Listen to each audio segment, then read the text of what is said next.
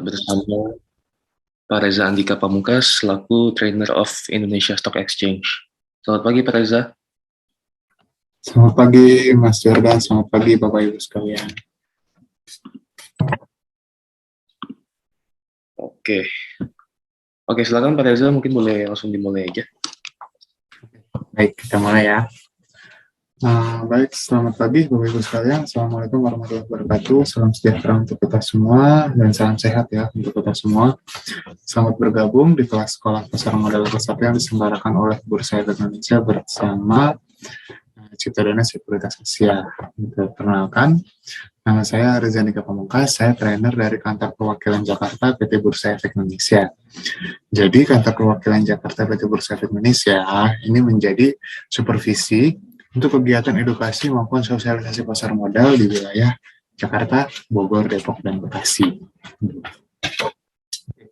Jadi pada kelas sekolah pasar modal 1 pada pagi hari ini saya ingin mengenalkan kepada Bapak Ibu sekalian refresh lagi ya bahwa pentingnya kita berinvestasi. Saya menyadari bahwa Bapak Ibu sekalian pasti sudah meluangkan waktu weekend gini ya untuk menghadiri sekolah pasar modal pada pagi hari ini karena menyadari pentingnya berinvestasi gitu. Makanya mari kita sama-sama refresh lagi sedikit. Setelah itu kita akan mengenal beragam jenis produk investasi, khususnya investasi di pasar modal gitu ya. Nanti saya akan mengajak Bapak Ibu sekalian untuk mengenal lebih dalam tentang produk investasi di pasar modal, khususnya saham itu apa, lalu bagaimana cara pilihnya, gitu ya. Terus screeningnya ya, jadi ada banyak kan ya, ada lebih dari 700 saham yang ada di Bursa Efek Indonesia. Itu cara pilihnya itu gimana supaya kita bisa memilih saham-saham yang paling sesuai dengan karakteristik kita, gitu. Oke, baik, saya share screen dulu sebentar. Sudah terlihat ya?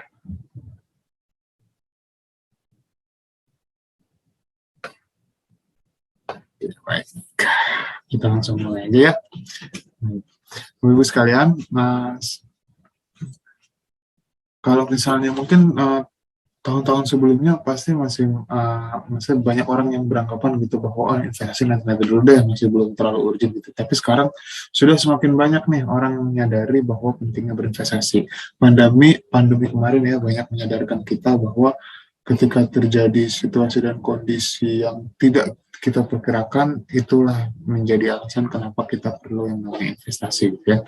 Jadi ada tiga alasan kenapa kita tuh perlu untuk investasi, atau 3 alasan yang menjadi alasan kenapa kita layak untuk investasi. Yang pertama, karena ada inflasi Bapak Ibu sekalian ya. Jadi inflasi, kita tahu ada inflasi, tapi kadang-kadang tuh kita suka nggak sadar gitu ya bahwa terjadi inflasi kenaikan harga barang yang disertai dengan penurunan nilai mata uang. Kita udah tahu, tapi kadang-kadang tuh kita suka nggak sadar gitu ya. Makanya kalau misalnya kita cuma naruh uang aja atau kita mengumpulkan uang aja gitu ya, nanti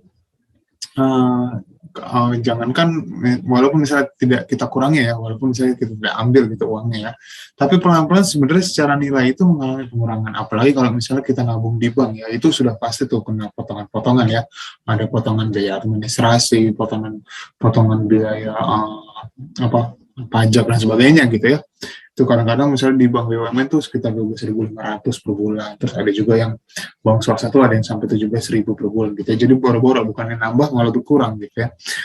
Nah itu makanya kita perlu untuk melakukan investasi. Nah investasi ini beda dengan menabung. Kalau nabung kan kita cuma mengakumulasi uang aja. Kalau investasi kita membelanjakan uang kita, tapi membelanjakan secara produktif, bukan secara konsumtif ya.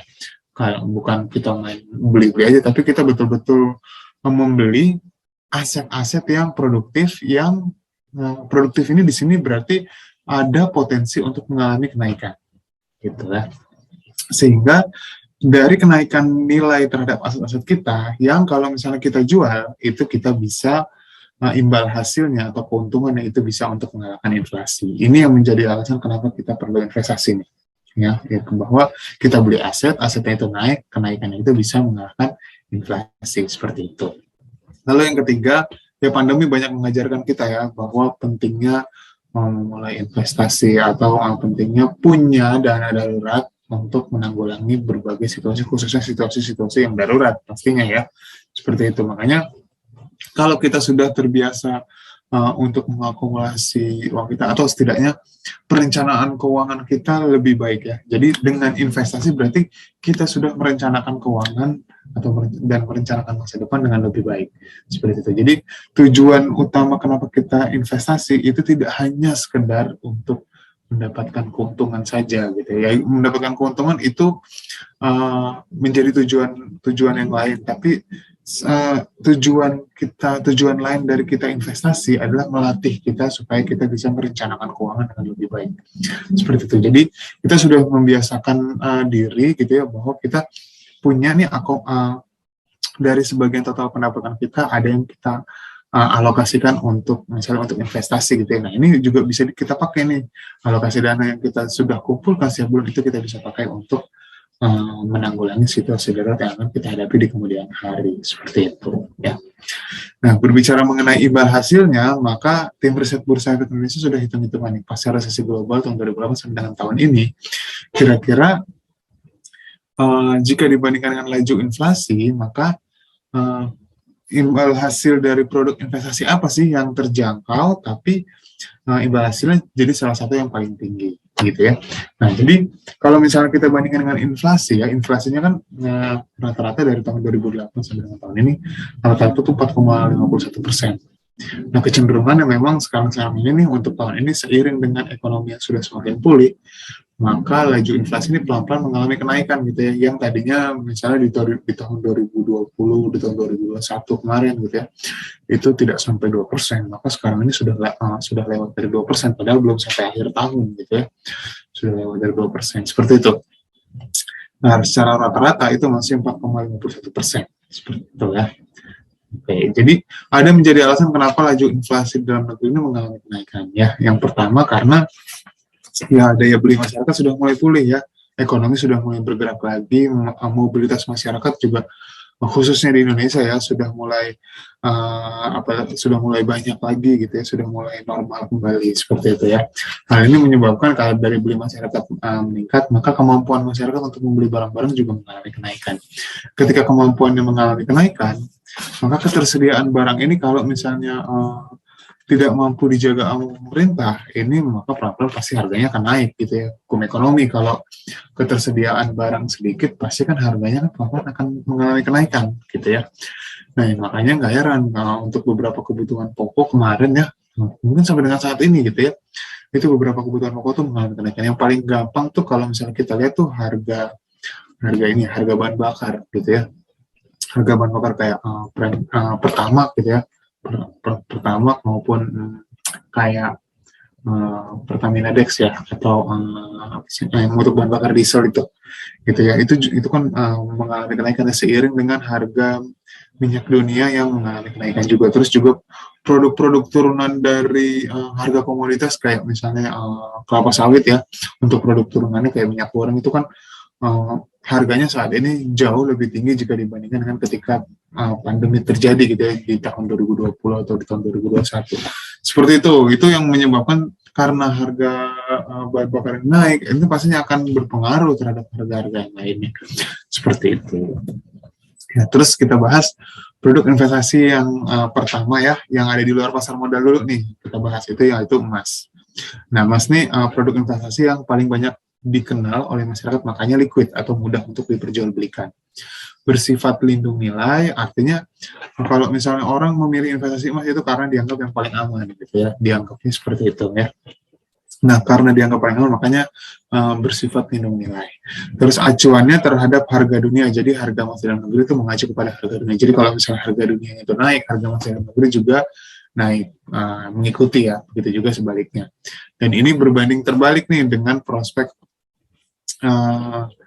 pertumbuhan ekonomi secara global. Jadi sederhananya kalau misalnya kalau misalnya pertumbuhan ekonomi global itu lagi memburuk, harga emas justru naik, gitu. Tapi kalau ekonomi global lagi membaik, harga emas justru turun. kayak gitu, atau setidaknya stagnan atau cenderung mengalami penurunan. Kenapa bisa seperti itu? Karena kalau misalnya ekonomi lagi memburuk, orang akan cenderung untuk cari aman, orang akan mencari produk investasi yang dianggap paling aman, makanya orang akan berbondong-bondong membeli emas, kayak gitu, makanya harganya naik. Nah, kalau misalnya ekonomi sudah mulai membaik, maka orang akan mencari peluang keuntungan yang lebih tinggi, gitu ya. Jadi orang akan jual emas untuk mencari produk investasi yang keuntungannya lebih tinggi, walaupun risikonya tentu lebih tinggi daripada emas. Seperti itu, ya. Sebelum kita investasi emas, pertimbangkan juga rentang antara beli dengan jualnya, yaitu antara 80.000 sampai dengan 120.000 rupiah per gram, gitu. Jadi pertimbangkan juga itu. Lalu selanjutnya adalah deposito. Nah, ini masih produk investasi di luar pasar modal ya, yang buat jadi perbandingan aja. Untuk deposito, itu risikonya itu rendah karena sudah dijamin sama perbankan gitu ya. Nah, terjangkau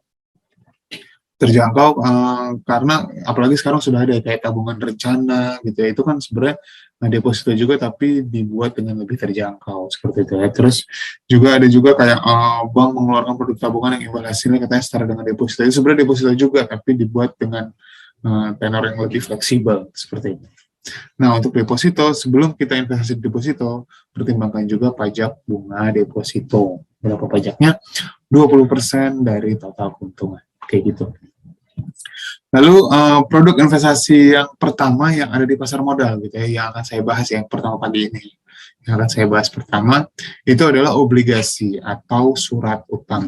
Ada dua jenis obligasi berdasarkan siapa penerbitnya ya. Kalau misalnya yang menerbitkan adalah pemerintah, maka disebut surat utang negara atau obligasi negara. Kalau yang menerbitkan adalah perusahaan, disebut obligasi korporasi atau surat utang korporasi. Nah, untuk surat utang korporasi ya, ini minimum pembeliannya itu sangat mahal, 1 miliar rupiah gitu ya.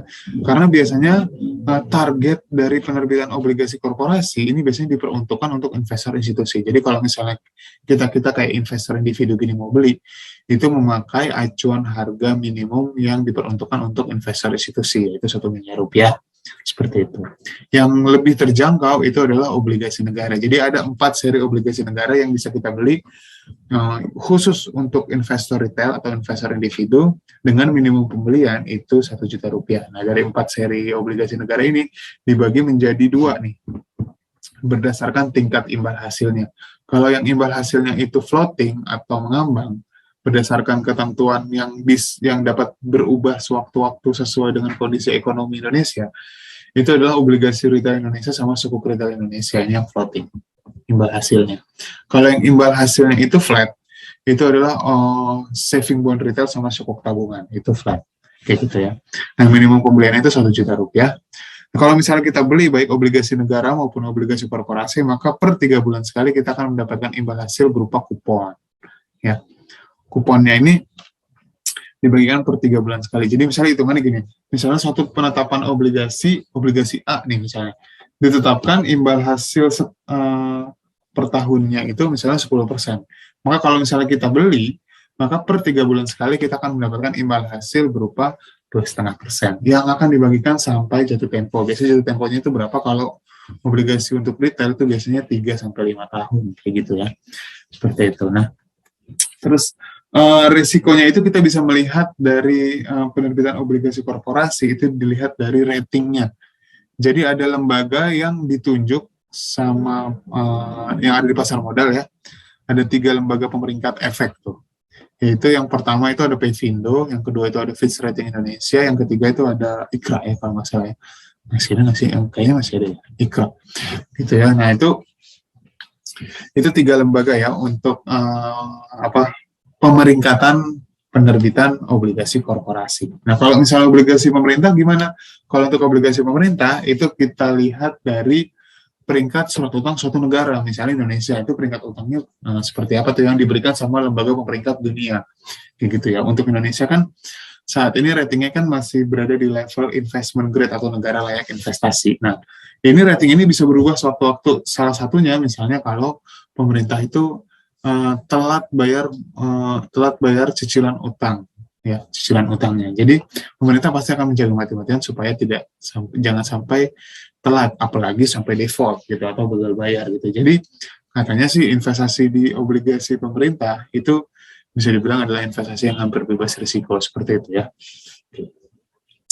Terus juga bisa diagunkan nih, baik untuk obligasi korporasi maupun untuk obligasi pemerintahnya. Untuk obligasi ini pertimbangkan juga, sebelum kita investasi, pertimbangkan juga pajaknya ya. Pajak imbal hasilnya itu 15%. Walaupun memang lebih rendah 5% daripada pajak imbal hasil deposito. Seperti itu yang 20%. Gitu. Terus selanjutnya adalah saham. Ini produk investasi yang kedua yang ada di pasar modal yang akan dibahas pada pagi hari ini dan yang akan kita bahas secara mendalam gitu ya. Untuk saham, karakteristiknya itu nanti saya akan bahas di slide selanjutnya ya. Untuk pajaknya ada nggak sih saham? Ada pajaknya, tapi sudah termasuk dalam biaya transaksi saham. Yang untuk biaya transaksi saham untuk online trading itu maksimum itu 0,20% untuk beli dan 0,30% untuk jual. Jadi itu sudah termasuk pajak. Jadi ada penambahan 0,1% untuk pajak penjualan ya, ditambah ada pajak tambahan lagi kalau misalnya penjualan 0,1%, jadi makanya 0,30%. Jadi kalau misalnya kita transaksinya itu 100.000, maka biayanya itu kalau kita beli Rp200, kalau kita jual Rp300. Seperti itu, jadi dikenakan biayanya seperti itu. Selain itu dikenakan biaya yang lain lagi nggak? Nah, karena Bapak Ibu sekalian sudah mengikuti sekolah pasar modal, maka tidak dikenakan biaya yang lain lagi. Jadi Bapak Ibu sekalian hanya dikenakan biaya ketika transaksi saja. Seperti itu. Ada alasan kenapa sampai dengan saat ini jumlah investor di pasar modal Indonesia itu baru 9 juta orang, dan jumlah investor saham itu baru 4 juta orang. Padahal Indonesia kan negara dengan penduduk terbanyak di Asia Tenggara ya, 273 juta jiwa ya. Tapi kenapa angka penduduk yang melek pasar modal ya, atau penetrasi pasar modal ke penduduk Indonesia itu masih sangat sedikit gitu ya. Nah, hal ini karena tidak lepas dari stigma-stigma yang beredar, khususnya kalau ngomongin tentang saham. Gitu, ada 4 stigma. Yang pertama itu investasi saham itu mahal. Benar nggak sih seperti itu? Oke, kita akan bahas satu persatu nih dari stigma-stigma ini di slide selanjutnya ya. Yang kedua, itu bodong. Benar nggak sih investasi saham itu bodong, gitu nggak jelas? Nah, ini akan saya bahas. Yang ketiga ini yang paling banyak, yang paling sering saya temui. Investasi saham itu judi. Benar nggak sih judi? Kita akan bahas. Dan yang selanjutnya itu, kalau untung banget, kalau rugi bisa habis uangnya, bangkrut benar-benar nol. Gitu ya, bahkan sampai ngutang-ngutang. Benar nggak sih seperti itu? Oke, kita akan bahas satu per satu. Yang pertama, benar nggak sih investasi saham itu mahal? Kenyataannya enggak ya, Bapak Ibu sekalian. Karena mulai dari Rp5.000 kita sudah bisa punya satu lot saham. Ada lebih dari 500, nggak cuma 500, ada lebih dari 700 perusahaan yang sahamnya itu bisa kita beli dengan harga per sahamnya, per lembar sahamnya, itu dimulai dari Rp50 gitu ya. Jadi untuk kan sebagian besar saham yang tercatat di Bursa Efek Indonesia itu ada di pencatatannya itu di catatannya itu di papan utama dan papan pengembangan. Ada juga satu lagi papan namanya papan akselerasi. Ini biasanya untuk saham-saham yang secara permodalan itu dikategorikan sebagai saham-saham dengan skala UMKM kayak gitu ya. Tapi itu masih jarang ya, masih belum terlalu banyak. Yang paling banyak itu yang di pasar utama dan pasar pengembangan itu minimum harga saham itu mentok di Rp50 kayak gitu ya.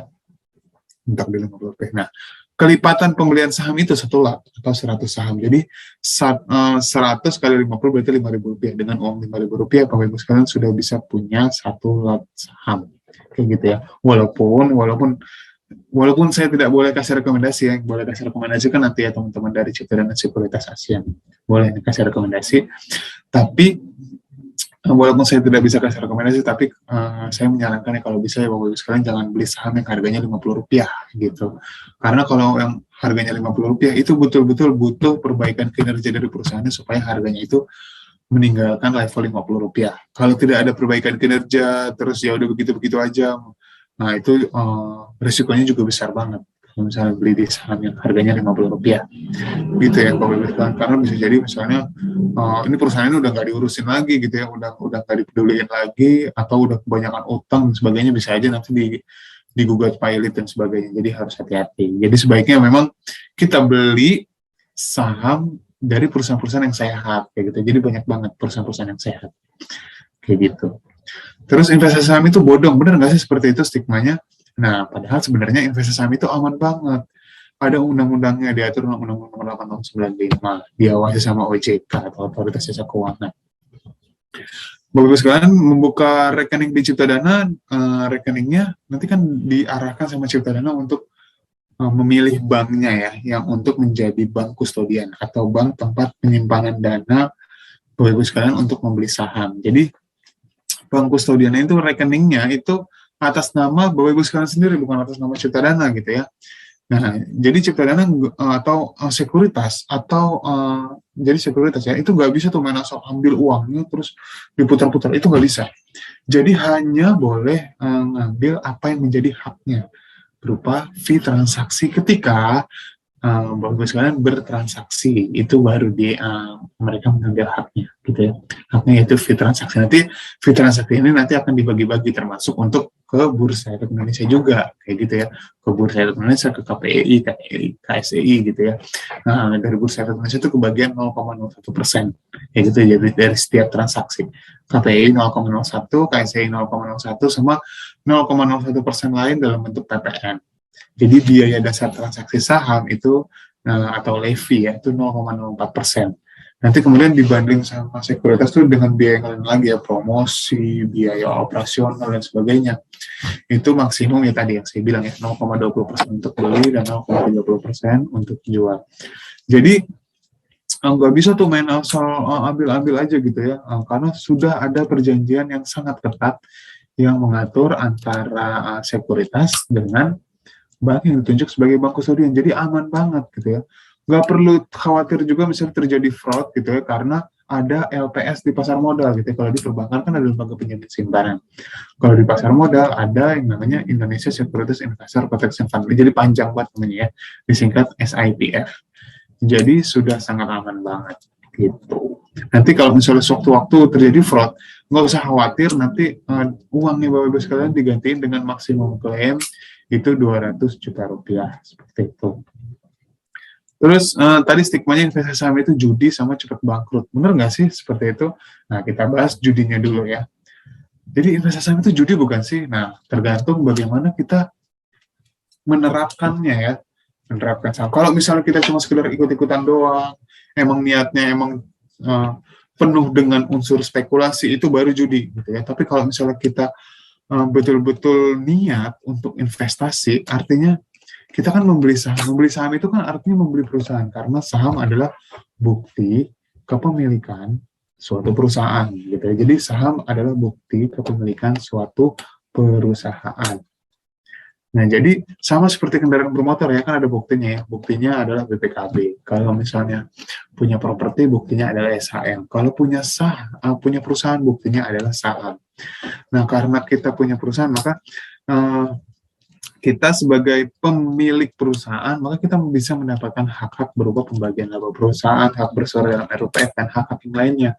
Makanya kalau misalnya kita mau investasi saham, artinya kita udah harus kenal banget nih dengan perusahaannya. Kalau nggak kenal gimana? Kalau nggak kenal, ya kenalan dulu gitu ya, cari tahu dulu. Caranya gimana? Caranya adalah dengan melakukan yang namanya analisa. Itu penting banget tuh, Bapak Ibu sekalian. Analisa itu penting banget ya. Analisa itu baik bisa yang mendalam maupun yang kecil-kecilan gitu ya. Screening awal kayak gitu. Nanti akan saya kasih beberapa tips-tipsnya ya untuk Bapak Ibu sekalian untuk melakukan screening tuh yang sesuai dengan karakteristik dari Bapak Ibu sekalian sendiri. Seperti itu ya.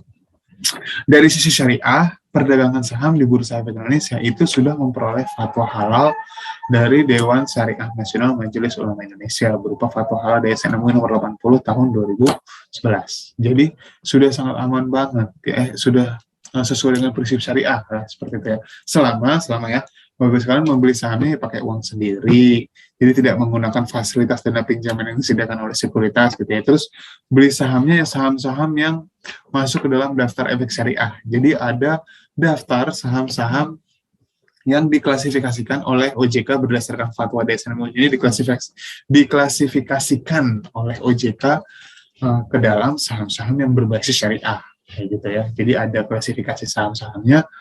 Nah, nanti saya akan kasih tahu nih, klasifikasi saham-saham yang berbasis syariah itu seperti apa sih? Gitu. Kalau misalnya kita beli saham-saham yang berbasis syariah, terus juga kita pakai uang sendiri, berarti kita sudah menerapkan prinsip syariah dalam berinvestasi di pasar modal Indonesia. Seperti itu. Ada 5 alasan kenapa saham itu layak diinvestasikan nih Bapak-Ibu sekalian ya. Yang pertama, kita bisa mendapatkan potensi dari keuntungan selisih harga saham ya, seperti halnya produk investasi digital yang lain yang ada di luar pasar modal ya. Jadi saham juga bisa mendapatkan capital gain kalau dijual dalam kondisi naik. Tapi kalau dijual dalam kondisi turun, maka tentu kita menderita capital loss. Seperti itu. Sama seperti produk investasi digital yang lain yang ada di luar pasar modal. Yang membedakan adalah kalau antara saham dengan produk investasi digital yang lain, hanya saham yang kita bisa mendapatkan keuntungan tidak hanya dari capital gain, tapi juga dari dividen. Dividen adalah keuntungan perusahaan yang dibagikan kepada pemegang sahamnya. Jadi, ada banyak banget nih perusahaan-perusahaan yang rajin bagi dividen, dan kita berpotensi untuk bisa mendapatkan dividen perusahaan setiap tahunnya. Jadi kalau misalnya harganya turun, tapi kita tahu fundamental perusahaan yang bagus dan perusahaan yang rajin bagi dividen, maka nggak usah khawatir. Jadi kita diamin aja, nanti kita bisa mendapatkan keuntungan dari dividen perusahaan setiap tahunnya. Kayak gitu ya. Atau biasanya jelang-jelang keputusan untuk membagikan dividen, itu biasanya jelang cum date, ada yang namanya cum date-nya. Jadi cum date itu batas kalau misalnya kita pengen, batas tanggal kalau misalnya kita pengen kebagian dividen. Jadi misalnya dibagikan dividennya itu misalnya tanggal 22, misalnya 22 Juli kemarin gitu ya. Biasanya tanggal cum date-nya itu antara tanggal seminggu atau 2 minggu sebelumnya, antara tanggal, misalnya contohnya ada cum date-nya misalnya tanggal 7, atau dan X date-nya biasanya X date itu sehari setelah cum date, biasanya tanggal 8, jadi kayak gitu ya.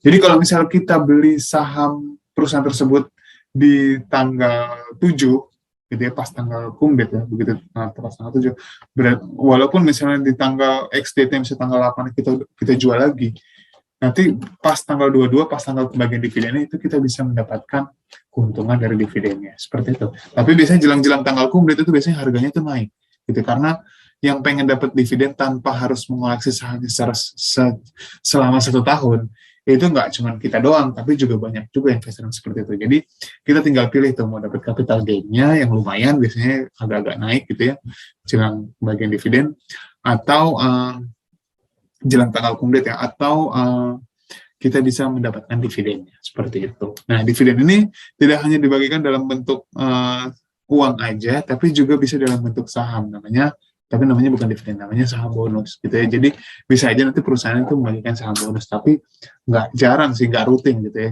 Yang rutin tuh biasanya perusahaan itu membagikan dalam bentuk dividen, seperti itu. Terus alasan yang ketiga, saham adalah produk investasi yang risikonya itu paling bisa dikelola. Dengan kita mengelola risiko, maka kita bisa menghindari kerugian dalam berinvestasi. Kalau kita bisa menghindari kerugian dalam berinvestasi, maka potensi kita untuk mendapatkan keuntungan juga semakin tinggi. Seperti itu ya. Jadi yang penting adalah kita bisa mengelola risikonya dulu. Kayak gitu ya. Ada banyak metode analisa ya, ada analisa fundamental, ada analisa teknikal gitu ya. Itu aja turunannya banyak banget ya. Analisa fundamental itu ada melihat dari ininya ya, makroekonominya, melihat dari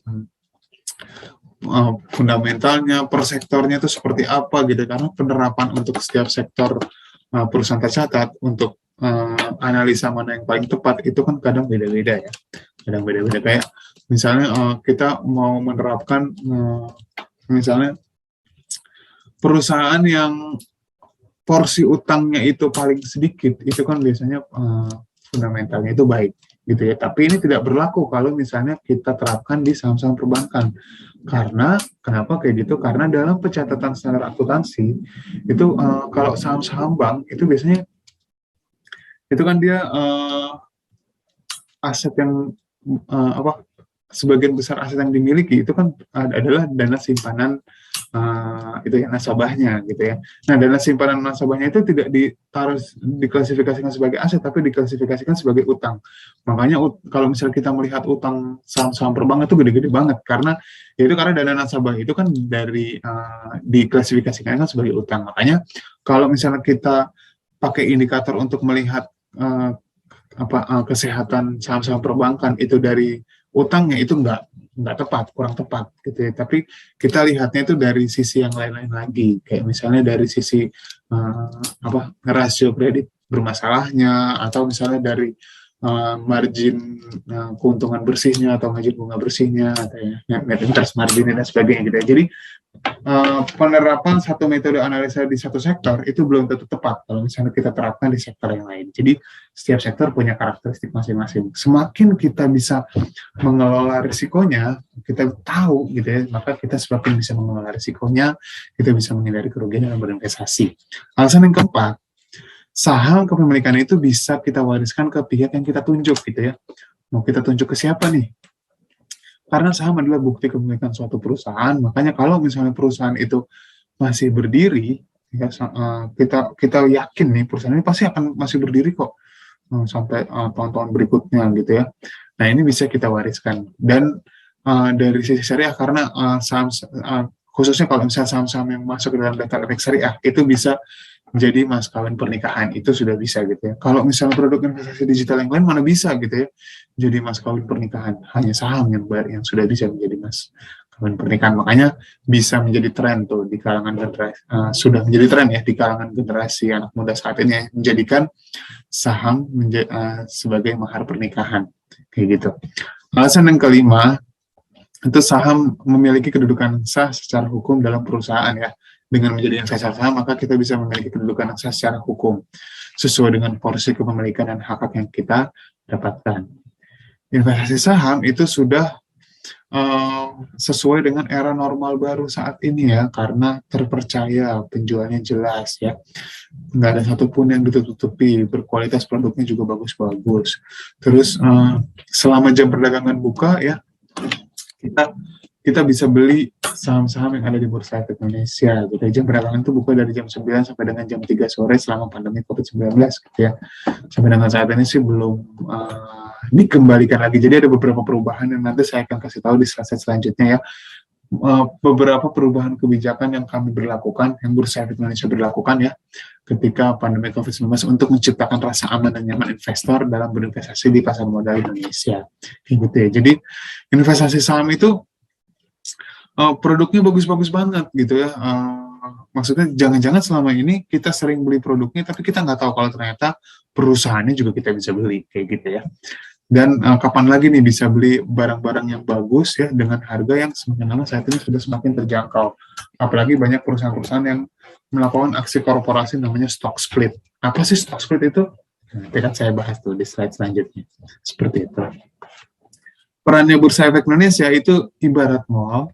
Bursa Efek Indonesia itu yang punya mallnya, yang punya tokonya adalah perusahaan efek yang berstatus sebagai anggota bursa. Ya, anggota bursa itu artinya yang punya sahamnya Bursa Efek Indonesia. Jadi sahamnya Bursa Efek Indonesia itu tidak dimiliki sama publik, tapi dimiliki sama industri. Setiap keuntungan yang didapatkan oleh Bursa Efek Indonesia ini akan dikembalikan lagi kepada industri untuk kemajuan industri pasar modal Indonesia. Seperti itu ya. Barang-barang yang diperdagangkan itu barang-barang perusahaan tercatat dalam bentuk saham ataupun obligasi. Dan yang jadi pembelinya adalah investor. Investornya ada dua tipe, ada investor individu atau investor retail kayak kita nih, ada juga investor institusi kayak asuransi, dana pensiun, maupun perusahaan yang lain yang butuh instrumen investasi untuk melawan inflasi seperti itu. Ya. Per Senin nanti itu akan ada 794 perusahaan tercatat. Jadi ada penambahan satu perusahaan tercatat tuh yang nanti akan melakukan pencatatan saham perdana pada Senin nanti ya. Seperti itu. Jadi ada 794 perusahaan tercatat yang sahamnya itu bisa kita beli. Ini kan banyak banget ya, Bapak Ibu sekalian, ada 794 ya. Cara kita untuk membeli saham, makanya ini pentingnya kita melakukan screening gitu ya. Kita melakukan seleksi. Screening itu seleksi ya. Seleksi saham-saham apa sih yang kita bisa pilih yang sesuai dengan karakteristik kita, kayak gitu ya. Nah, nanti saya akan bahas tuh saya akan kasih satu alat bantu buat Bapak Ibu sekalian menyeleksi saham-saham mana yang paling sesuai dengan karakteristik dari Bapak Ibu sekalian sendiri. Seperti itu ya. Nah, ini saya ingin kenalkan dulu konsep capital gain. Misalnya Bapak Ibu sekalian membeli saham BCA misalnya. Kenapa BCA? Karena ini saya bukan kasih rekomendasi ya, tapi ini hanya sebagai contoh aja. Kenapa sih contohnya harus BCA gitu ya? Karena yang pertama, BCA ini dengan saham dengan kapitalisasi pasar terbesar di Bursa Efek Indonesia, itu salah satunya. Jadi kapitalisasi pasar itu harga saham dikali dengan jumlah saham yang dicatatkan oleh perusahaan tersebut. Jadi untuk kita bisa menilai seberapa besar skala suatu perusahaan, itu lihatlah dari sisi kapitalisasi pasarnya ya. Salah satu caranya seperti itu. Jadi selain kita lihat dari asetnya, kita juga bisa melihat dari sisi kapitalisasi pasarnya. Nah, BCA adalah saham dengan kapitalisasi pasar terbesar di Bursa Efek Indonesia ya. Seperti itu. Nah, kalau misalnya di tahun 2017, kita membeli saham BCA di harga 15.175, maka harga saham saat ini tuh di penutupan perdagangan kemarin itu di 7.325 gitu ya. Wah, turun dong kalau kayak gitu. Nah, kalau misalnya melihat seperti itu memang turun dari 15.000 ke 7.000, tapi ternyata BCA itu di tahun 2021 kemarin, tahun kemarin, itu melakukan aksi korporasi namanya stock split. Jadi dipecah jumlah sahamnya 1:5. Yang tadinya misalnya harga saham saat ini tuh sudah hasil stock split, harusnya harga sahamnya itu ya kita kali 5 dulu, berarti 36.000 harusnya tuh harga sahamnya ya. Jadi dalam 5 tahun itu sudah mengalami kenaikan 141% atau 28% setiap tahunnya. Nah, di perdagangan kemarin malah saham BCA itu mengalami penurunan itu 1%, lebih dari 1% ya. Jadi seharusnya nih saham BCA ini harusnya tuh harganya tuh nggak di segitu ya. Nanti mungkin bisa ditanya sama teman-teman ciptaan atau kira-kira dari sisi fundamentalnya harusnya harga saham BCA ini sudah under value atau over value gitu ya saat ini ya. Mungkin bisa ditanyakan. Jadi kalau misalnya sahamnya itu under value atau dianggap lebih murah jika dibandingkan dengan fundamentalnya, ini seharusnya jadi peluang untuk kita untuk membeli sahamnya. Berarti harga saham itu tergolong murah, jadi ada potensi untuk kenaikan. Sehingga kita ada potensi untuk mendapatkan keuntungan seperti itu. Nah, saya ingin kasih satu alat bantu tuh ya, seperti janji saya tadi, untuk Bapak Ibu sekalian screening atau menyeleksi saham-saham mana yang paling sesuai dengan kriteria yang Bapak Ibu inginkan. Namanya adalah indeks. Alat bantunya itu namanya indeks. Bapak Ibu sekalian bisa lihat indeks-indeks yang ada di Bursa Efek Indonesia di idx.co.id di bagian produk, di bagian indeks. Ada indeks-indeks yang ingin saya kenalkan. Yang pertama adalah indeks harga saham gabungan.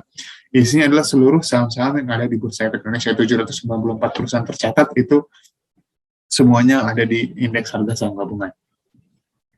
Kalau Bapak Ibu sekalian mau cari saham-saham mana sih yang masuk ke dalam daftar efek syariah, itu lihatlah di indeks saham syariah Indonesia.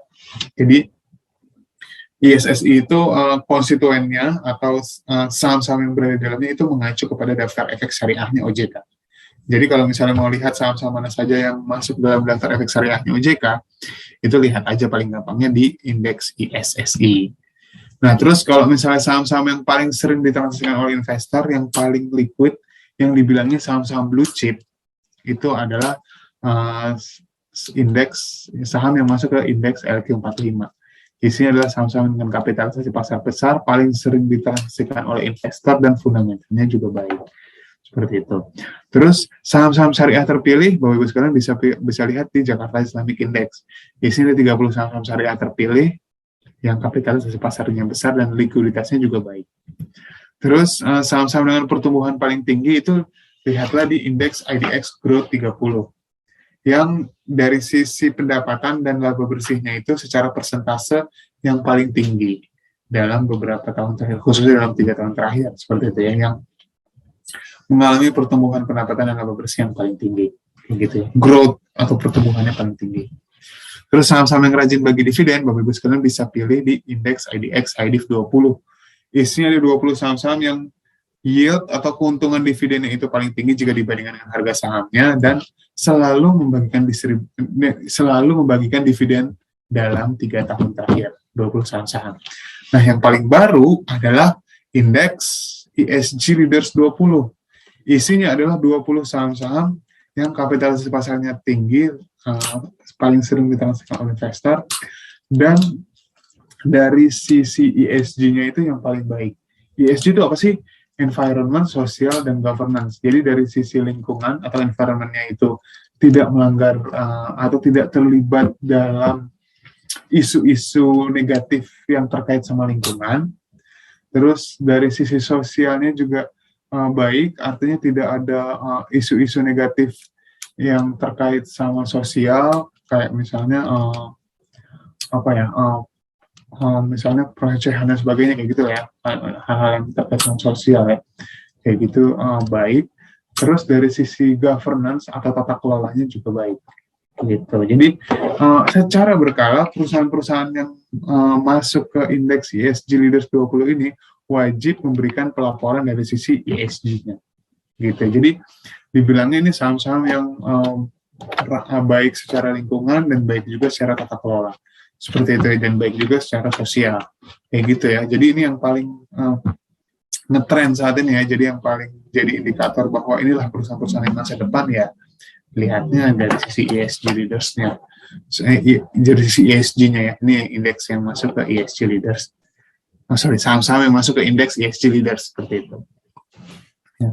Nah, Bapak Ibu sekalian juga harus memahami bahwa ada fungsi-fungsi pengawasan dan perlindungan yang diberikan oleh regulator, dalam hal ini oleh kami dari Bursa Efek Indonesia bersama anak usaha kami, baik KPI, KSI maupun anak-anak usaha kami yang lain ya, untuk menciptakan rasa aman dan nyaman investor dalam berinvestasi di pasar modal Indonesia, supaya dan juga menciptakan pasar yang teratur, wajar, dan efisien seperti itu.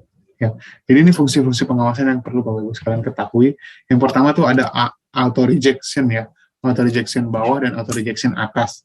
Jadi ada batas kenaikan maupun penurunan harga saham dalam satu hari. Nanti akan saya bahas di slide setelah slide ini ya, untuk lebih detailnya tentang batas atas maupun batas bawah. Jadi harga saham itu dalam satu hari itu nggak bisa tuh naik 100%, turun 100%, atau naik 1000%, turun 1000%. Itu nggak bisa karena ada batasnya, namanya batas auto rejection. Seperti itu.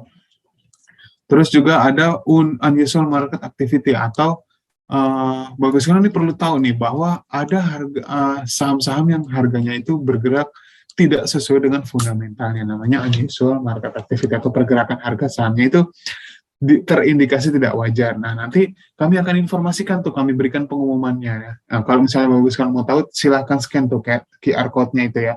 Kalau misalnya mau tahu saham-saham mana aja sih yang masuk ke dalam unusual market activity kayak gitu tuh.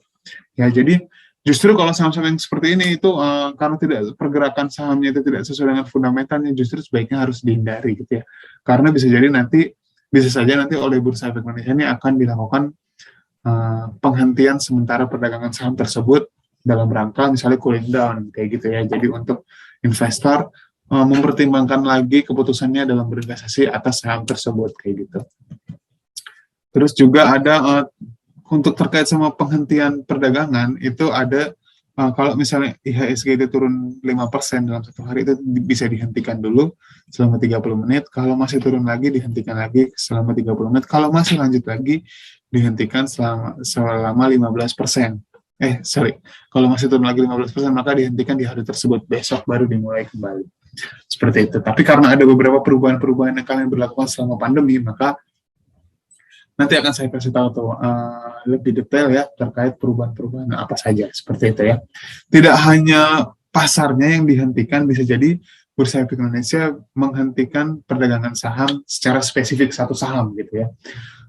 Salah satunya misalnya kalau misalnya saham itu tadi ya pergerakan harga sahamnya terindikasi tidak wajar kayak gitu, atau saham tersebut nih ada isu-isu yang berkaitan sama kinerjanya ya, maksudnya kinerjanya itu misalnya tidak mematuhi tidak menyampaikan laporan tahunan kayak gitu ya, atau misalnya digugat pilot. Ini yang paling gawat nih, kalau misalnya digugat pilot sama perusahaan itu udah pasti kami suspend gitu ya, seperti itu.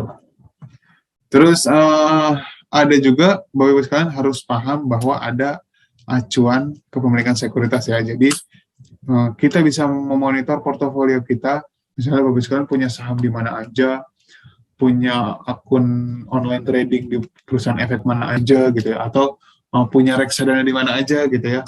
Nah, Bapak sekalian bisa memantaunya melalui satu aplikasi namanya Akses, acuan kepemilikan sekuritas. Jadi platform ini memudahkan kita untuk memonitor portofolio investasi kita yang misalnya di mana-mana kayak gitu ya, selama masih di koridor investasi pasar modal. Terus ada penjaminan investasi apabila terjadi pelanggaran atau fraud gitu ya, yang menyebabkan kerugian investor dengan maksimum klaim 200 juta rupiah ya oleh SIPF.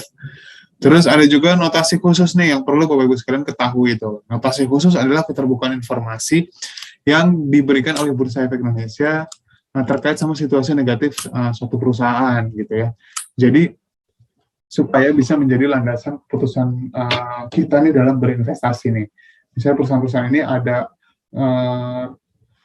beberapa hal yang terkait sama ini ya, sama kondisinya. Nah, ini harus diketahui juga oleh investor sebelum berinvestasi di saham-saham tersebut kayak gitu ya. Nah, Bursa Efek Indonesia juga tadi seperti yang saya bilang ini tidak tinggal diam nih selama pandemi COVID-19 kami buat beberapa kebijakan. Yang pertama, kami mengubah batas bawah auto rejection. Jadi, auto rejection adalah batas kenaikan maupun penurunan harga saham dalam satu hari yang dibagi-bagi berdasarkan kelompok harga sahamnya. Kalau kelompok harga saham 50 sampai dengan 235%, 200 sampai dengan 5.000 25%, dan di atas 5.000 itu 20%, maka selama pandemi COVID-19 kami batasi maksimum 7%. Jadi sudah lebih dari 2 tahun kami batasi maksimum 7% untuk batas bawahnya saja.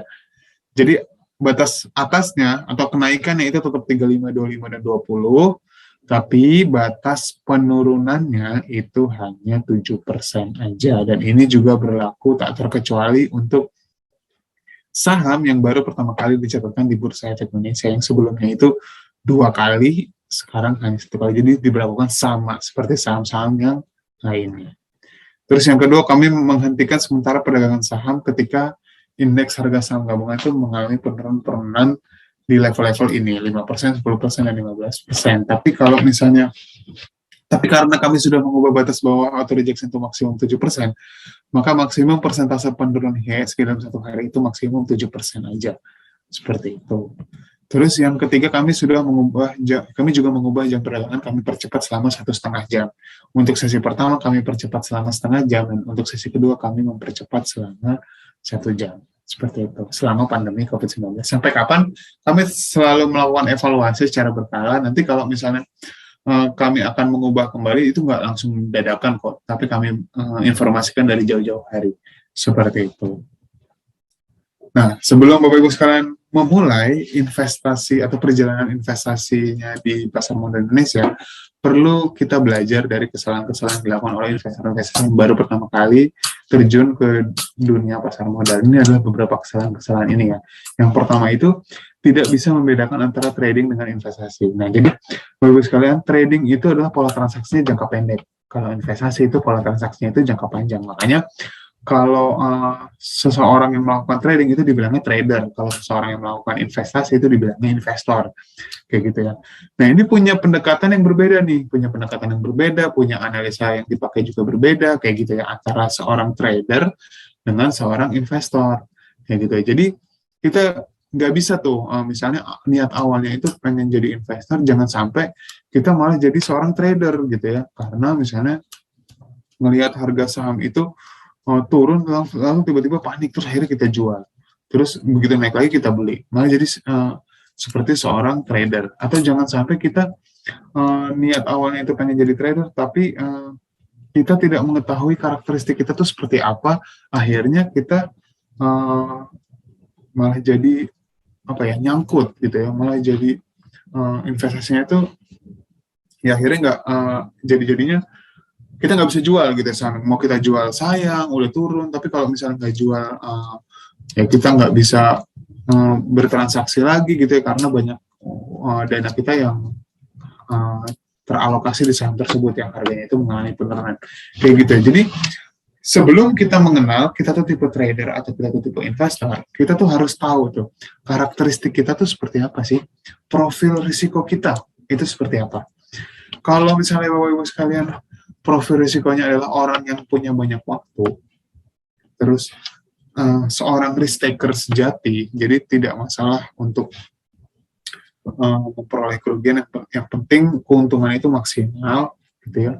Nah, mungkin Bapak Ibu sekalian bisa menjadi seorang trader dengan mempelajari lebih dalam tentang analisa teknikal, kayak gitu.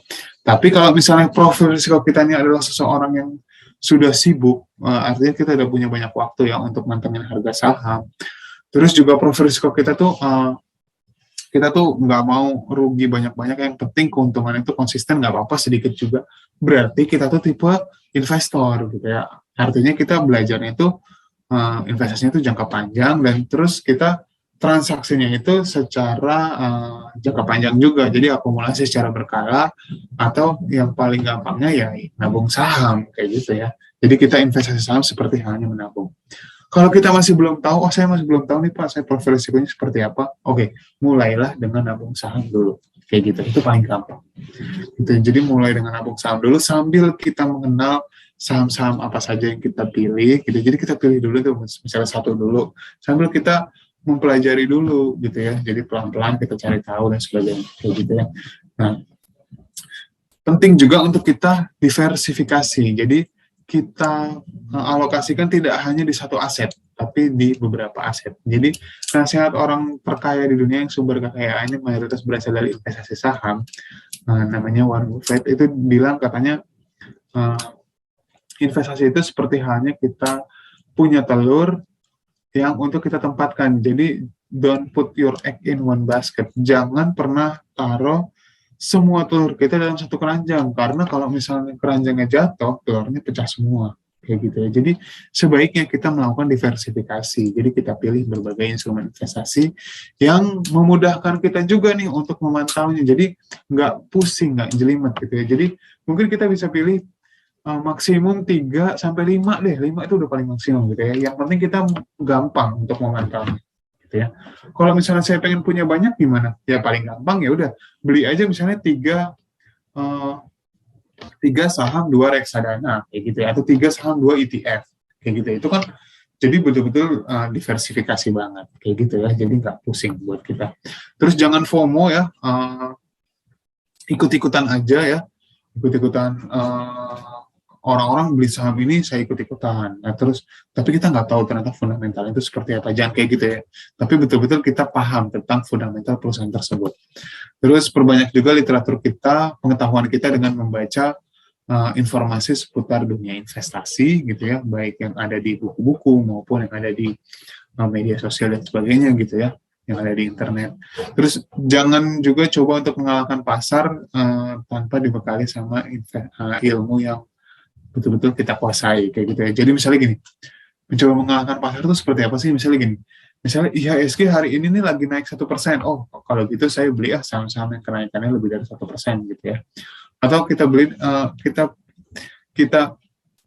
IHSG hari ini tuh turun 1%. Oh, ternyata saya beli deh saham-saham yang turunnya lebih dari 1% supaya saya nanti keuntungan itu bisa naik. Enggak kayak gitu ya. Jadi jangan coba untuk mengalahkan pasar tanpa karena kadang-kadang volatilitas dari setiap saham itu beda-beda, karakteristiknya juga beda-beda kayak gitu ya. Ada saham yang layak untuk trading dan layak untuk investasi, tapi ada juga saham yang layak untuk investasi dan layak untuk kalau saham yang layak untuk investasi itu sudah pasti layak untuk trading, tapi kalau misalnya saham untuk yang hanya layak trading itu biasanya kurang baik untuk kita investasikan karena volatilitasnya itu terlalu tinggi kayak gitu ya. Jadi hanya layak untuk trading aja. Itu kita harus tahu tuh saham-saham mana aja yang seperti itu. Ya. Terus jangan coba ya investasi pakai utang, pakai dana darurat, pakai uang belanja istri gitu atau uang belanja keluarga gitu, jangan kayak gitu ya. Tapi betul-betul kita investasi dari alokasi pendapatan yang kita alokasikan setiap bulannya kayak gitu ya. Apalagi sampai pinjol, tuh jangan sampai deh, karena yang ada nanti kita akan terbebani oleh harus misalnya ada bunganya kan tinggi nih misalnya, terus kita jadi harus terbebani dengan berarti saya harus dapat keuntungan yang lebih tinggi daripada bunganya. Akhirnya kita malah kejebak di saham-saham yang volatilitasnya tinggi yang ternyata memang potensi keuntungannya itu tinggi, tapi juga potensi kerugiannya juga tinggi. Seperti itu. Terus nggak usah nafsu juga untuk borong semuanya di awal, pelan-pelan aja dulu ya. Bapak sekarang ya, sambil mempelajari lebih detail gitu ya.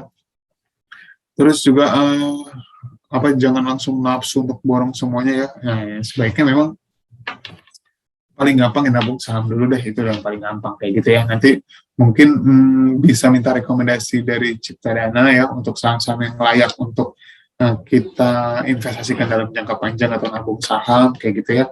Mungkin saham-sahamnya rekomendasinya itu mana aja tuh yang untuk jangka panjang. Terus juga kita sambil kita paham itu karakteristik dari saham ini seperti apa dan sebagainya. Terus jadi nggak usah ikut-ikutan tuh informasi-informasi yang ada di media sosial, karena kadang-kadang informasi-informasi yang ada di media sosial ini kadang-kadang juga tidak apa ya, hanya sekedar rumor aja, jadi dibuat oleh orang-orang yang sebenarnya tuh ingin mendapatkan keuntungan dari kerugian orang lain. Itu harus hati-hati tuh, seperti itu tuh. Terus jangan juga coba nebak gerakan saham tanpa dibekali sama ilmu yang bagus yang kita kuasai, seperti itu ya. Terus pahami bahwa setiap hal itu pasti butuh proses gitu ya, nggak usah pengen buru-buru dapat untung, pelan-pelan aja dulu sambil pahami setiap karakteristiknya. Sedikit tips dari saya sebelum Bapak Ibu sekalian memulai investasi di pasar modal ya. Tentukan batas investasi sesuai dengan kemampuan tuh. Kita alokasikan setiap bulan berapa tuh? Nah, Bursa Efek Indonesia menyarankan kita alokasikan minimal 10% setiap bulannya. Jadi, supaya perencanaan keuangan kita juga jadi lebih baik. Jadi kita alokasikan minimum 10% dari pendapatan kita yang masih mahasiswa, dari uang jajan kita gitu ya. Kita alokasikan deh, misalnya akumulasi sebulan berapa, kita alokasikan 10% untuk mulai investasi. Saya sanggup kayaknya 20% atau 30% saya sanggup, silahkan, tapi nggak usah dipaksain. Sesuaikan dengan kemampuan kita. Terus pahami bahwa setiap investasi itu pasti ada tujuannya ya. Dengan semakin paham tujuannya, diharapkan bisa menjadi semakin memotivasi kita untuk tetap terus berinvestasi. Tadi seperti yang tadi saya bilang ya, kenali profil risiko kita itu seperti apa, gitu ya. Tipe investor atau tipe trader, kayak gitu ya. Dengan kita paham profil risiko kita, kita bisa juga mempelajari berbagai alternatif investasi yang ada supaya sesuai dengan karakteristik kita itu seperti apa sih, gitu ya. Sebelum kita menentukan strategi investasi kita yang paling tepat. Gitu ya. Manfaatkan jasa teman-teman dari Cipta Dana yang mereka itu sudah sangat profesional banget di bidangnya untuk bisa membantu Bapak Ibu sekalian dalam berinvestasi di pasar modal Indonesia. Terus disiplin tuh, yang penting juga nih untuk kita lakukan disiplin. Apalagi kalau mau jadi investor ya, sebaiknya kita disiplin. Jadi kalau misalnya bulan ini sudah mulai investasi, bulan berikutnya lanjut lagi, di bulan keempat ternyata nggak bisa dulu, nggak boleh, tapi jangan lupa nanti di bulan kelima dilanjutkan kembali. Jadi harus disiplin. Sama yang terakhir, update terhadap berita-berita yang ada di sekitar kita supaya kita bisa memilih saham-saham mana yang prospek keuntungan itu lagi bagus, dan kita juga bisa menghindari saham-saham mana yang prospek keuntungannya atau prospeknya itu lagi kurang baik dan kinerjanya itu sangat dipengaruhi oleh kondisi yang saat ini terjadi. Seperti itu. Karena setiap saham itu pasti dipengaruhi oleh kondisi-kondisi yang ada di sekitarnya. Kayak gitu ya, jadi penting banget nih kita untuk update terhadap berita-berita yang ada di sekitar kita. Oke, kalau mau tahu lebih lanjut, boleh follow media sosial kita, ada Facebook, Twitter, Instagram, YouTube, TikTok, gitu ya, itu ada. Nah, untuk Instagram, Bapak Ibu sekalian bisa follow Indonesia Stock Exchange, untuk Instagramnya Bursa Efek Indonesia. Kalau mau tahu acara-acara yang terjadi di daerah Jakarta, Bogor, Depok, dan Bekasi, boleh juga follow Instagramnya Kantor Perwakilan Jakarta di @idx_Jakarta. Demikian dari saya, terima kasih. Saya kembalikan lagi kepada Mas Jordan. Silakan. Terima kasih banyak Pak Reza untuk pemaparan lengkap terkait dengan investasi, khususnya investasi saham ya Pak. Pada kesempatan saya lanjutkan mungkin untuk sedikit pengenalan terkait investasi berkelanjutan atau ESG. Sebelum nantinya akan saya perkenalkan juga untuk produk online trading kami. Oke, saya share screen dulu.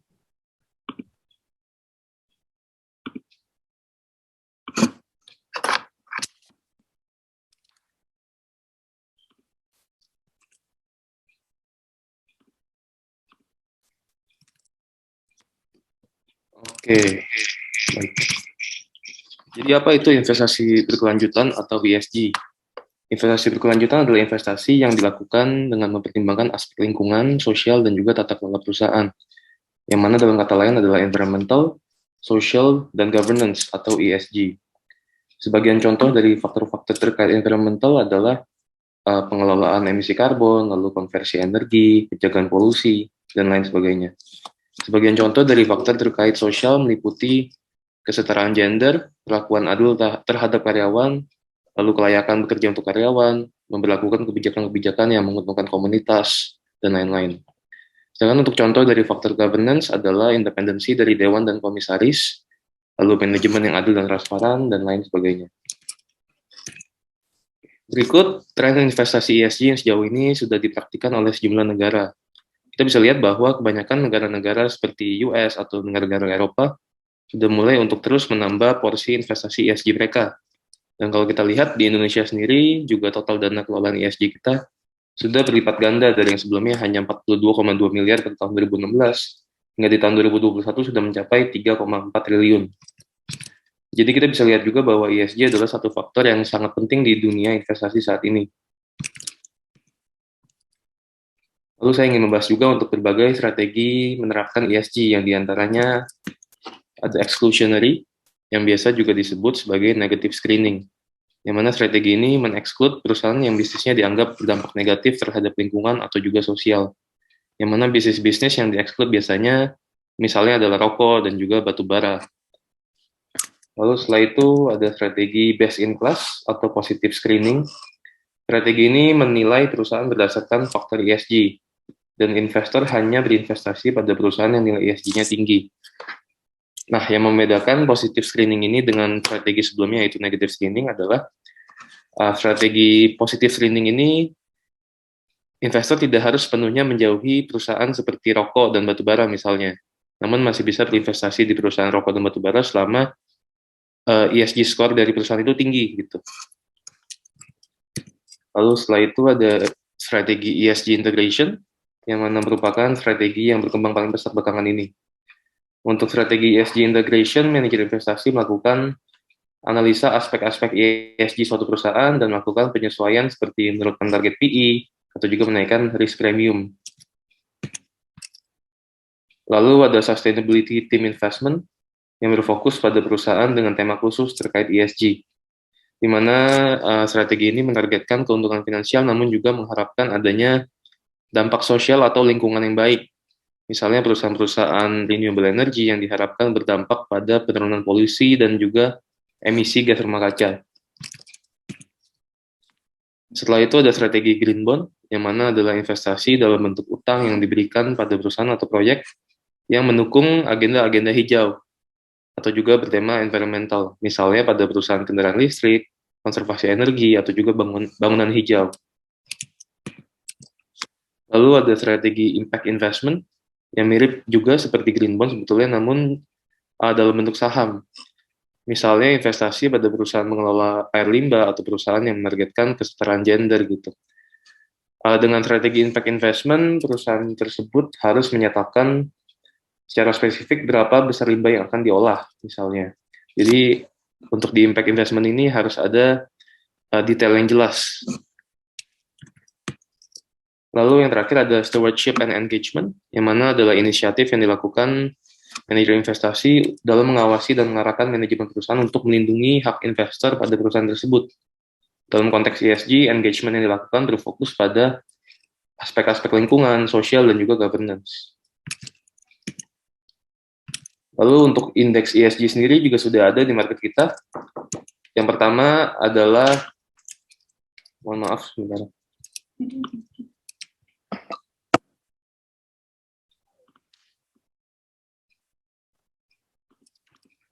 Maaf. Reset dulu.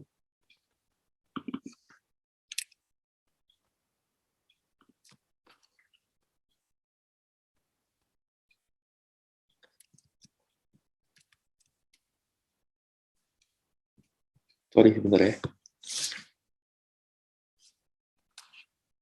Oke, untuk ESG, untuk indeks ESG sendiri sudah ada di market kita. Untuk yang pertama ada tadi IDX ESG Leaders, yang mana kinerja dari saham-saham di dalamnya memiliki penilaian ESG yang baik, tidak terlibat pada kontroversi, dan memiliki likuiditas transaksi serta kinerja keuangan yang baik. Lalu setelah itu ada juga indeks Rika Hati yang mengukur kinerja harga saham dari 25 perusahaan yang memiliki kinerja baik dalam mendorong usaha-usaha berkelanjutan, serta memiliki kesadaran terhadap lingkungan ESG. Oke, berikut saham-saham yang ada pada indeks IDX ESG Leaders, dan berikut saham-saham yang ada pada indeks Rika Hati. Baik, sekian untuk presentasi materi terkait investasi berkelanjutan atau ESG. Akan saya lanjutkan untuk memperkenalkan aplikasi online trading kami.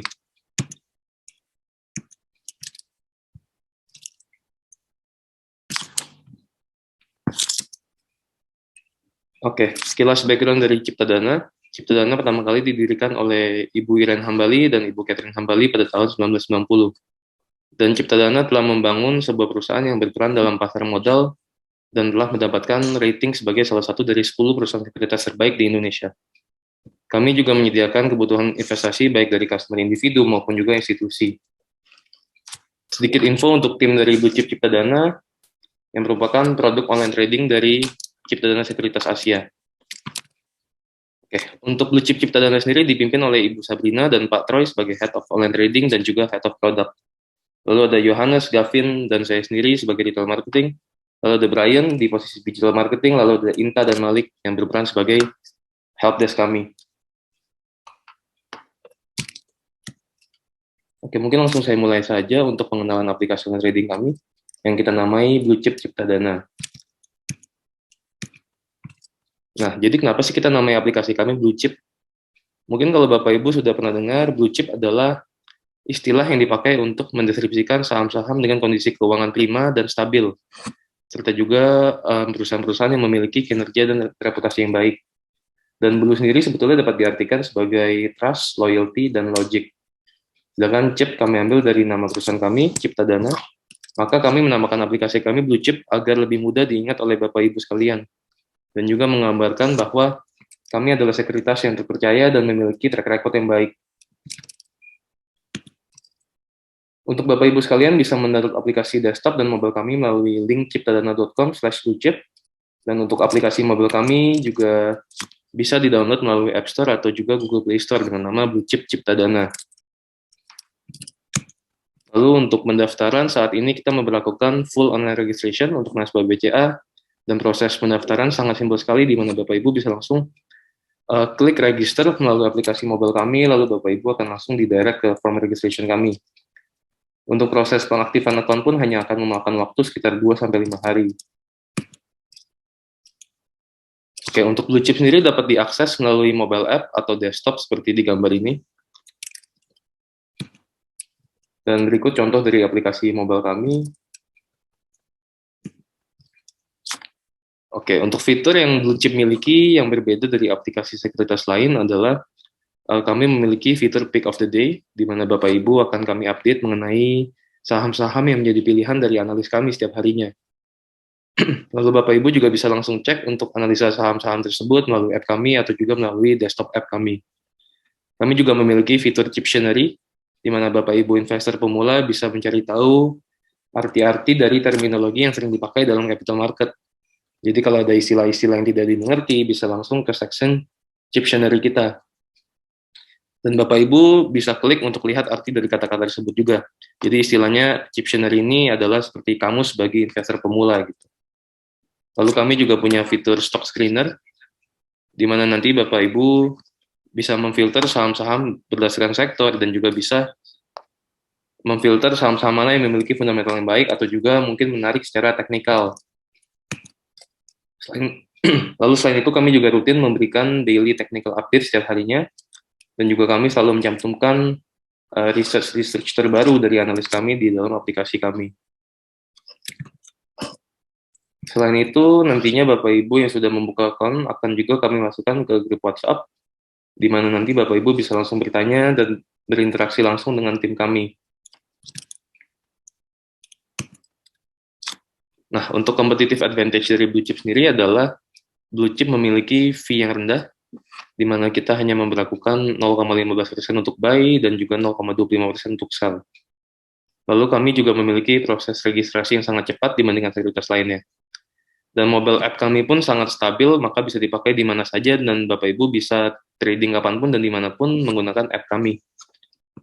Tentunya app kami juga dijamin aman dan terpercaya, dan memiliki interface yang sangat friendly bagi milenial dan khususnya investor pemula. Selain itu, kami juga memiliki low minimum deposit, di mana kami memberlakukan minimum deposit hanya Rp1 juta. Oke, saya akan memberikan sedikit contoh dari apa yang Bapak Ibu bisa dapat setelah membuka akun di Blue Chip. Untuk tampilan homepage dari Blue Chip adalah seperti demikian, di mana di desktop version kami tentunya lebih lengkap, di mana kita langsung disajikan dengan running trade dan order book untuk memantau berbagai saham yang menjadi incaran kita. Sedangkan untuk di mobile app kami tentunya cukup simpel, di mana kami hanya menampilkan dana yang tersedia, lalu profit loss, dan juga memberikan info mengenai indeks IHSG kita di hari tersebut. Dan perlu diketahui juga ini semua ditampilkan secara real time Bapak Ibu. Jadi saat market buka pada jam 9 pagi sampai jam 3 sore, semua data ini akan ditampilkan secara real time. Lalu untuk tampilan bid and offer seperti berikut. Untuk fitur buy dan sell di desktop, Bapak Ibu bisa langsung klik tombol buy dan akan langsung diarahkan ke halaman ini, di mana kita bisa langsung mengetik kode saham yang ingin kita beli, lalu isi juga jumlah yang ingin kita beli, dan kita langsung pencet submit. Di versi desktop kami juga menampilkan bid dan offer pada halaman buy, agar user bisa terupdate dengan harga saat ini. Untuk di versi mobile tentunya kami buat agar lebih simple. Nantinya Bapak Ibu bisa langsung klik buy dari homepage kami dan akan diarahkan ke page ini di mana kita bisa masukkan kode saham yang ingin kita beli dan jumlah yang ingin kita beli. Dan untuk jumlah dana yang kita miliki akan juga ditampilkan di sini sebagai buying power. Lalu setelah buy and sell, Bapak Ibu bisa ke order list, di mana nanti order Bapak Ibu akan ditampilkan di sini. Saat masih menunggu untuk terbeli, akan ditandai dengan open, lalu saat sudah dapat, akan ditandai dengan match. Sedangkan jika harga tidak sesuai dengan harga ARA atau ARB, akan ditandai dengan rejected. Lalu kita juga memiliki fitur watchlist, di mana Bapak Ibu bisa masukkan saham yang Bapak Ibu ingin pantau dengan maksimum 20 saham. Dan nanti akan bisa terpantau pada bagian watchlist. Lalu ada juga fitur running trade, di mana kita bisa lihat saham-saham apa saja yang baru dijual atau dibeli dan di harga berapa. Untuk tampilan di desktop seperti ini, dan di mobile seperti yang digambar. Untuk perbedaannya, hanya di versi mobile tidak menampilkan broker code. Oh, tapi broker code, belakangan ini broker code juga sudah ditutup, jadi sama saja ya untuk desktop dan juga mobile. Selain itu, untuk tampilan portfolio adalah seperti demikian. Sebetulnya sama saja, tapi di mobile tentunya lebih simpel tampilannya, di mana kita bisa langsung melihat jumlah cash yang kita punya, lalu saham-saham yang kita punya, jumlah uang dalam saham, dan profit atau loss. Selain itu, Blue Chip juga menyediakan charting tools yang gratis dipakai dan bergerak secara real time, di mana user bisa menggunakan indikator sebanyak-banyaknya. Kalau seperti yang kita tahu juga, kalau misalnya kita lihat di TradingView, hanya diperbolehkan untuk memakai 3 indikator, kecuali jika ingin berlangganan untuk premium. Nah, di Blue Chip kami sediakan itu semua secara gratis. Berikut tampilannya di desktop dan juga di mobile. Lalu setelah itu kami juga memiliki fitur stock screener, di mana Bapak Ibu bisa memfilter saham-saham berdasarkan teknikalnya atau juga berdasarkan fundamentalnya. Untuk di desktop kita dapat memfilter berdasarkan indikator teknikal yang lebih spesifik. Dan di mobile kita dapat memfilter berdasarkan PBV, ROE, dan juga high volume breakout. Lalu terakhir, user juga bisa melihat client statement, di mana akan ditampilkan transaksi-transaksi saham yang telah dilakukan pada periode tertentu. Oke, berikut video pendek terkait langkah-langkah pembukaan account di Blue Chip Ciptadana.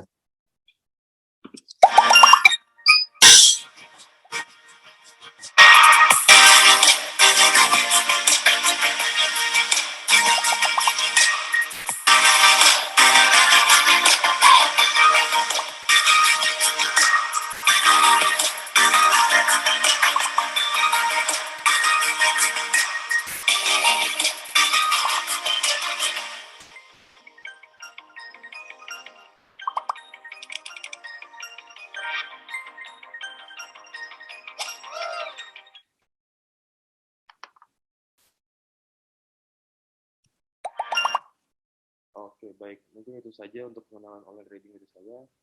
Diharapkan juga tentunya Blue Chip Ciptadana akan bisa memfasilitasi investasi Bapak Ibu dengan fitur-fitur kami yang sangat ramah untuk investor pemula, khususnya pada mobile app kami. Oke, mungkin selanjutnya akan langsung kita lanjutkan untuk sesi Q&A ya.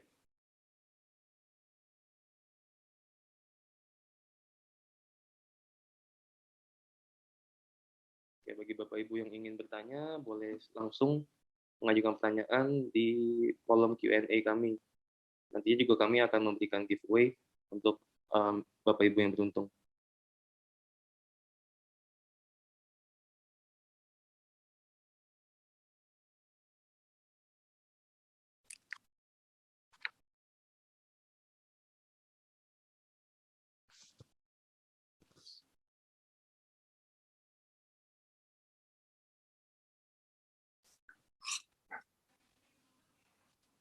Oke, mungkin kita langsung ke sesi Q&A ya. Bagi Bapak Ibu yang ingin bertanya, boleh langsung mengajukan pertanyaan di kolom Q&A. Nantinya juga kami akan memberikan hadiah untuk Bapak Ibu yang beruntung. Jadi bisa langsung saja ditanyakan di kolom Q&A ya Bapak Ibu sekalian.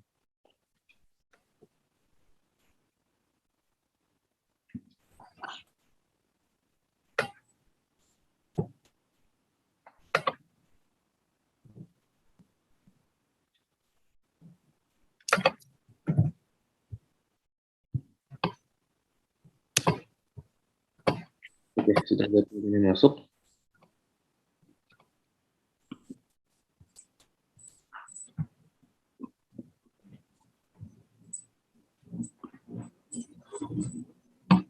Ya, kalau untuk di aplikasi Blue Chip kami belum bisa menebus red issue secara di aplikasi ya, jadi masih harus menggunakan form, jadi belum bisa langsung di aplikasi, tapi kedepannya akan kami integrasikan juga agar bisa langsung menebus red issue di aplikasi. Untuk di aplikasi Blue Chip juga saat ini untuk fitur trailing stop dan stop loss masih dalam proses pembuatan, jadi mungkin akan segera kami adakan untuk fitur trailing stop dan stop loss, tapi untuk saat ini belum ada ya Pak.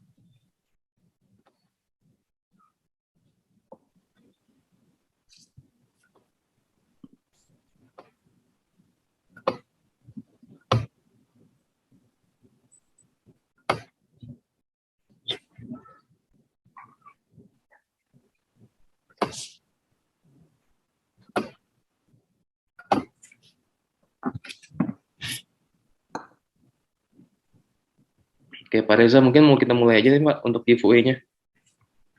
Boleh. Boleh, kita bisa mulai. Oke.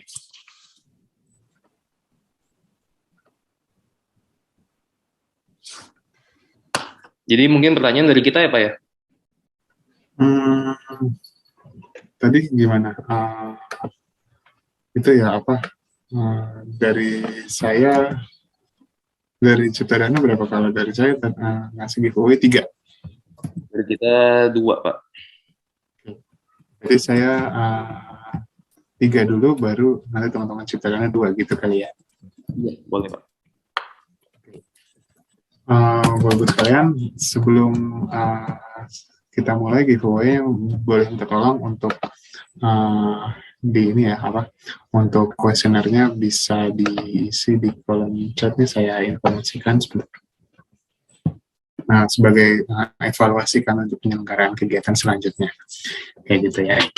Oke, lanjut, kita mulai untuk giveaway-nya. Jadi top up RDN senilai Rp100.000 ya. Jadi hanya berlaku kalau Bapak Ibu sekalian sudah membuka rekening efek di Ciptadana Sekuritas gitu ya. Jadi segera buka. Ini kan ada 14 orang ya. Barangkali mungkin ada yang lagi proses gitu ya. Mudah-mudahan bisa segera terbuka ya untuk rekeningnya. Oke, untuk pertanyaannya nanti saya bacakan. Nanti Bapak Ibu sekalian menjawabnya di kolom chat ya, bukan di kolom Q&A, tapi di kolom chat. Gitu ya, nanti jawaban yang paling cepat itu nanti akan kami umumkan untuk pemenang, kayak gitu. Oke, untuk pertanyaan yang pertama kita mulai ya. Untuk pertanyaan yang pertama itu tadi kan saya menyebutkan ya untuk sahamnya BCA gitu ya. Berapa rasio stock split saham BCA di tahun lalu? Gampang banget ya. Pertanyaan yang pertama, berapa rasio stock split saham BCA tahun lalu? Berapa banding berapa? Tadi sudah saya tunjukkan tuh. Silakan. Kalau ada yang menjawab mungkin bisa Langsung diketik di kolom chat. Udah ada nih Pak. Gimana? Kolom Q&A tapi dia. Kolom Q&A di kolom chat ya.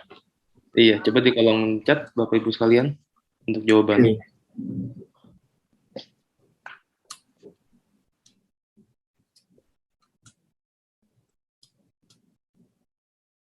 Kolom chatnya terbuka untuk semuanya kan ya? Iya Pak. Sudah terbuka. Disable ternyata. Oh, disable ya? Oke. Kalau gitu ya udah kita di kolom Q&A aja ya. Jadi kita ambil langsung pemenangnya. Jadi rasionya itu 1:5. Untuk pemenangnya itu dengan Bapak Muhammad Nur Hadi. Selamat ya untuk Bapak Muhammad Nur Hadi ya. Untuk jawabannya. Ini kolom Q&A, mohon maaf nih, ternyata kolom chatnya masih disable ya. Jadi nggak apa-apa ya, kita lanjut ke kolom Q&A aja ya. Untuk jawabannya nggak apa-apa. Untuk kolom chatnya sudah saya enable sih. Oke, sudah dibuka. Oke, jadi kita bisa pindah nih, Bapak-Ibu sekalian ke kolom chat ya. Gitu ya, sudah dibuka kan ya.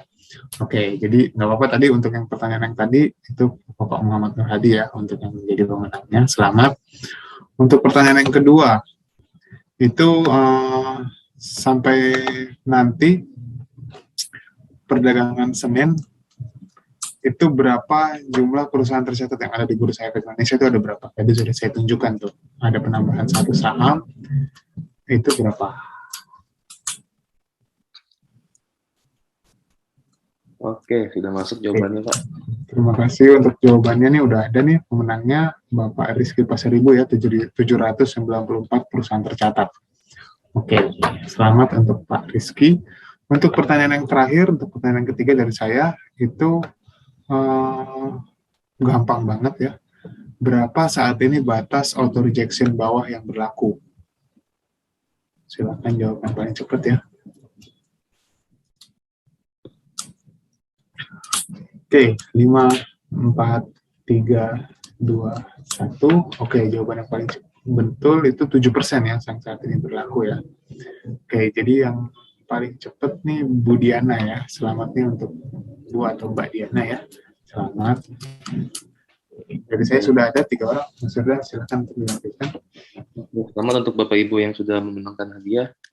Untuk selanjutnya saya akan memberikan 2 pertanyaan ya. Untuk pertanyaan yang pertama, sebutkan 1 indeks ESG yang sudah ada di bursa kita. Sebutkan 1 indeks ESG.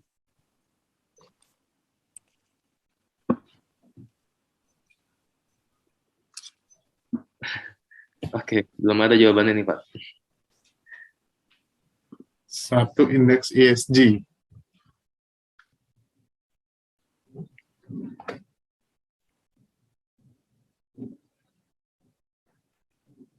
Oke, selamat untuk Bapak itu Ibu Shohi. Ya, 1 indeks ESG adalah Sri Kahati, lalu yang satu lagi ada IDX ESG Leaders. Jadi selamat. Oke, pertanyaan berikutnya sangat mudah sekali nih. Berapa fee trading dari Blue Chip Ciptadana untuk buy dan sell? Sebutkan fee trading dari Blue Chip Ciptadana.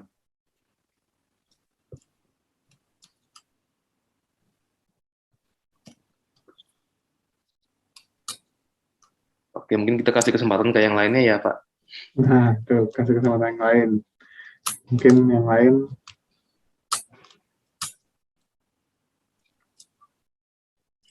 Diubah kali pertanyaannya. Oke. Biar seru. Nah, tadi selalu udah bener nih, Mas Rizky ya jawabannya ya.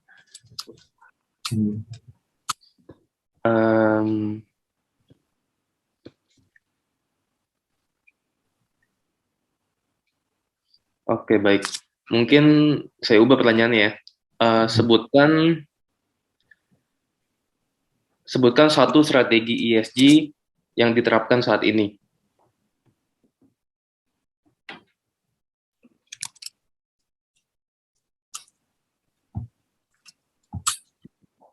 Oke, ada nggak nih yang jawab nih? Sebutkan 1 strategi menerapkan ESG yang saat ini sering dipakai. Tadi saya ada sebutkan berapa, ada 7 ya Pak ya? Hmm.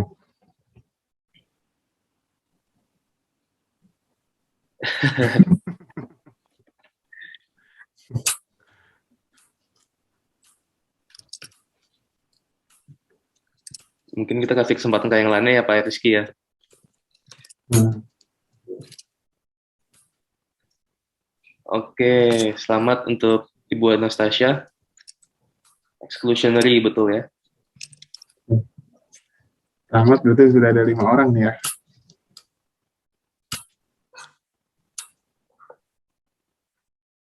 Oke, baik. Pemenangnya akan kami berikan voucher RDN 100.000 untuk trading di Blue Chip Ciptadana.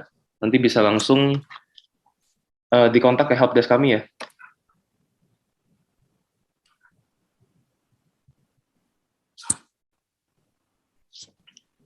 Oke, sebentar.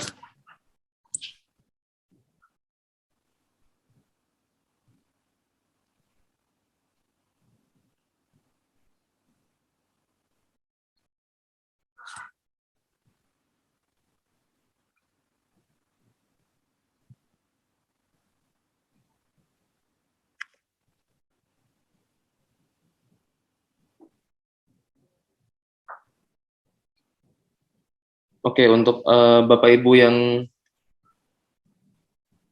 sudah memenangkan hadiah bisa langsung kontak helpdesk kami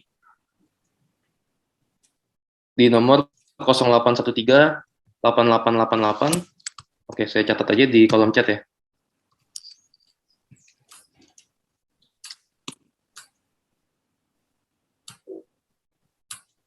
Jadi untuk Pak Muhammad Rohadi, Pak Rizky Pasiribu, Ibu Diana, Bapak atau Ibu Shohi, dan juga Anastasia. Bisa langsung di WhatsApp saja ke nomor yang sudah saya catatkan di kolom chat untuk nomor helpdesk kami.